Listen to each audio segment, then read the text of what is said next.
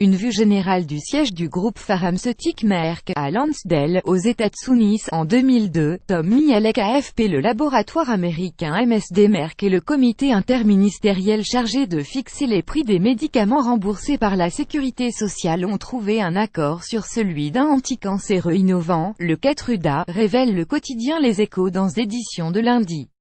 Contacté par l'AFP, le ministère de la Santé a confirmé dimanche soir cet accord voté jeudi dernier. Après 6 mois de négociations, selon le quotidien, il vise à limiter les dépenses de l'assurance maladie pour ce traitement très onéreux tout en le rendant accessible à davantage de patients.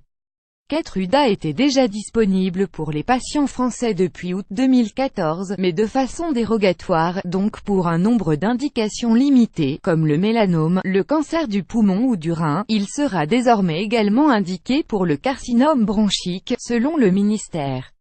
10% des dépenses de l'assurance maladie. Le prix arrêté n'est pas connu, mais selon Les Échos, les autorités espèrent à présent contenir en dessous de 600 millions d'euros par an la dépense liée à Keytruda et Opdivo, les deux traitements vedettes de l'immunothérapie en oncologie. Arrêté il y a un an, le prix d'Opdivo s'élève aujourd'hui à 5 400 € par mois pour un malade de 70 kg, sans compter les remises secrètes négociées avec le gouvernement, précise le quotidien. En 2016, la dépense pour ces deux molécules sous ATU, autorisation temporaire d'utilisation, qui permet de délivrer ces produits rapidement avant leur mise sur le marché, s'est élevée à 318 millions d'euros.